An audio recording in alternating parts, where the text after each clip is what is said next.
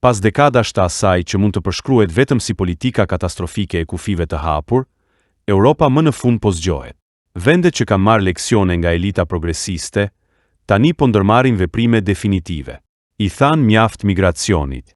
Gjermania, Franca, Holanda, Danimarka, Austria, Italia, Polonia, Greqia, Belgjika dhe Norvegjia, 10 vende të mëdha europiane, të gjitha po zbatojnë masa serioze deportimi, dhe nuk u përmbahen më masave politikisht korrekte. Nuk po bëjnë asgjë tjetër, veç se po zbatojnë ligjin. Gjermania deportoi gati 20.000 imigrantë të paligjshëm në 10 muajt e parë të vitit 2025.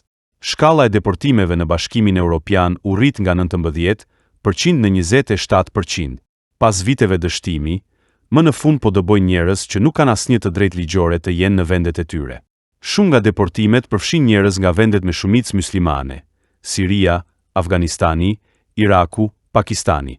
Por gjithsesi kjo nuk ka të bëjë me fen, ka të bëjë kryesisht me sundimin e ligjit, me sovranitetin.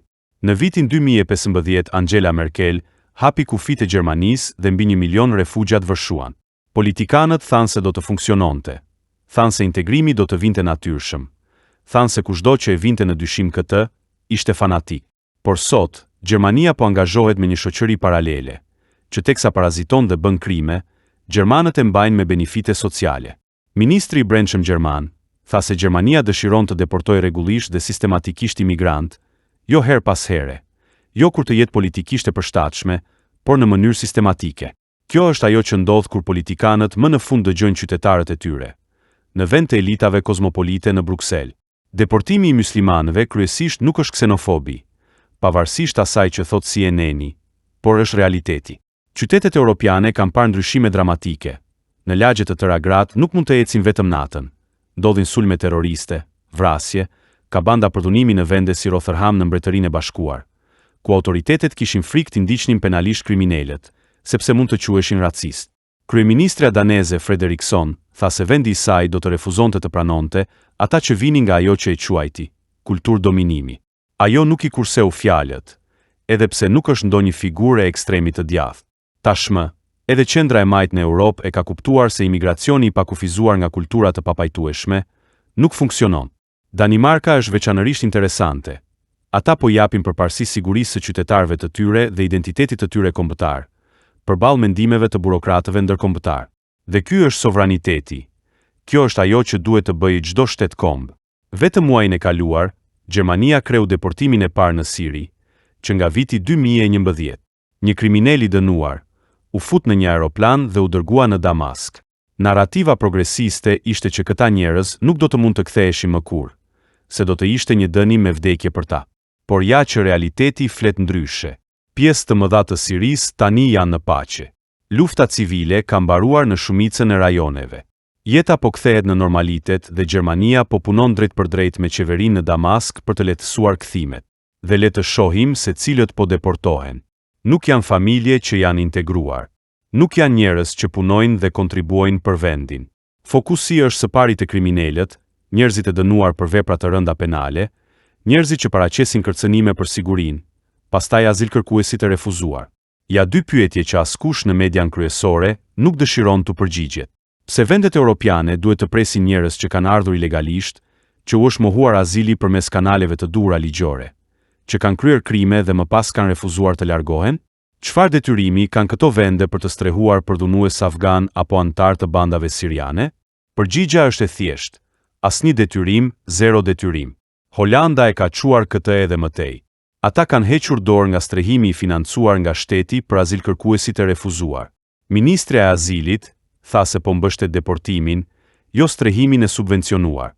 Franca ka rritur deportimet, mbi 22.000 njerëz u dëbuan vitin e kaluar, si dhe ka miratuar ligje që kufizojnë të drejtën e shtetësisë për fëmijët e lindur nga prindër të huaj. Ajo që po shohim është një zgjim në të gjithë kontinentin se eksperimenti multikulturor dështoi. Jo për shkak të racizmit, jo sepse europianët janë njerëz të këqij, por sepse imigracioni i pakufizuar nga kultura me vlera thelbësisht të ndryshme nuk çon në harmoni, por në konflikt. E djathta ekstreme daneze ka propozuar diçka edhe më drastike: rishikimin dhe potencialisht heqjen e shtetësisë së dhënë migrantëve nga vendet me shumicë muslimane gjatë 20 viteve të fundit. Italia ka hapur qendra pranimi migrantësh në Shqipëri, ku pritet të hapen edhe qendra të tjera me migrantë që do të vinë kryesisht nga Greqia dhe Gjermania. Austria, Gjermania dhe Holanda janë zërat më të fortë që kërkojnë ndryshime. Ata duan të heqin ato që ata i quajnë pengesa ligjore dhe administrative për deportimin. Duan më pak formalitete kur punojnë me vendet e treta. Duan të jenë në gjendje të deportojnë njerëz edhe nëse nuk kanë lidhje me vendin e destinacionit. Franca dhe Spanja kanë qenë më të kujdesshme, por edhe ata po ndjekin planin më të gjerë të BE-s, sepse në fund të fundit, votuesit në të gjithë Europën po kërkojnë ndryshime. Sistemi dhe programi për migracionin në Europë, në thelb nuk është sistem, është kaos, pasi duket si ftesë e hapur për çdo që dëshiron të vijë në Europë. Thjesht të paraqitet, të kërkojë azil, por edhe nëse refuzohet, mund të qëndrojë për një kohë të pacaktuar si i paligjshëm. Kjo ka për të marrë fund dhe është normale që qytetarët europian u tërbuan me këto qëndrime të qeverive të tyre, të drejtuara nga Brukseli globalist. Janë kthyer kontrollet kufitare. Gjermania ka kontrolle në të 9 kufit e saj toksor, ku dhe po i kthejnë njerëzit mbrapsht në kufi.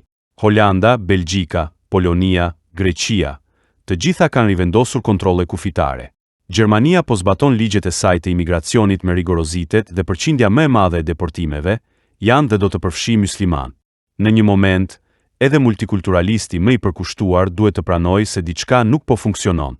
Komunitetet muslimane nuk integrohen dot në shoqërinë europiane, dhe para se dikush të thotë se kjo është për shkak të diskriminimit, më lejoni të theksoj se grupet e tjera të emigrantëve nuk kanë të njëjtat problem në Europë.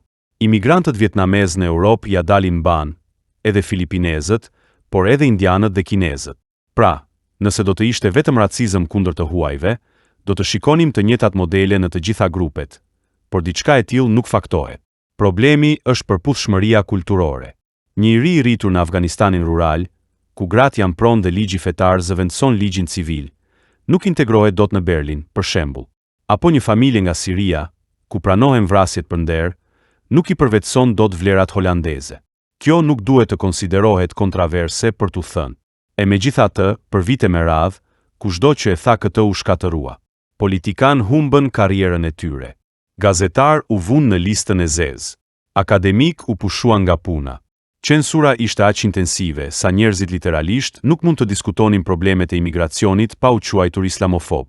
Tani censura po shembet, sepse mund ta mohosh realitetin për një fare kohe, por jo për gjithmonë. Qytetarët europianë dinë se çfarë shohin në lagjet e tyre, i dinë statistikat e krimit, e dinë se cilat grupe marrin ndihmë sociale, e dinë se kush po kryen sulme terroriste dhe po votojnë në përputhje me rrethana. Rritja e të ashtu quajturave partit e ekstremit të djathtë në të gjithë Europën nuk po ndodh në vakum. Dhe ja tani pjesa vërtet interesante. Edhe partitë e qendrës së majt tani po miratojnë qëndrimet e të djathtëve. Dhe po funksionon. Kalimet e paligjshme të kufirit kanë rënë me 35%. Efekti pengues është real. Pasi kur njerëzit e dinë se do të deportohen nëse vini legalisht, nuk vinë. Humanizmi i vërtet do të ishte sigurimi i kufive të shteteve, përpunimi i shpejt dhe i drejtë i kërkesave, pranimi i refugjatëve të vërtet përmes kanaleve të duhura dhe deportimi i të gjithë të tjerëve. Kjo është e rregullt. Kjo është e drejtë. Kjo është e qëndrueshme. Ajo që kishte Europa disa muaj më pare, ishte kaosi i maskuar si dhe mshuri. Siguria kufitare nuk është ksenofobi. Deportimi nuk është racizëm. Të presësh që imigrantët të integrohen nuk është imperializëm kulturor. Këto janë funksione themelore qeveritare, sepse kështu mbahet një shtet kombë në këmbë. Kështu ruhet besimi dhe kohezioni social. Kjo që po bën Europa tani është e guximshme. Ky qëndrim po vendos popujt europian të parët. Mesazhi po përhapet. Europa nuk është më një destinacion i lehtë për imigracionin e paligjshëm. 10 vende, mira deportime, ligje të reja, negociata të drejtpërdrejta me regjime të vështira, kontrolle kufitare, përpunimi shpejt i dokumentacionit, më pak ankesa, kapacitet më i lartë ndalimi. Kjo është reformë gjithëpërfshirëse. Kjo është ajo që i jep vlerë kulturës europiane, sepse kombet pa kufi nuk janë kombe. Në Europë, epoka e imigracionit të pakufizuar po mbaron. Dhe në fund një lajm i keq. Danimarka do të deportojë imigrant të paligjshëm në Shqipëri. Teksa Europa pastrohet, Shqipëria bëhet vend pritës. Kështu do të hyjmë në Europë vallë? Mast Channel. Please subscribe.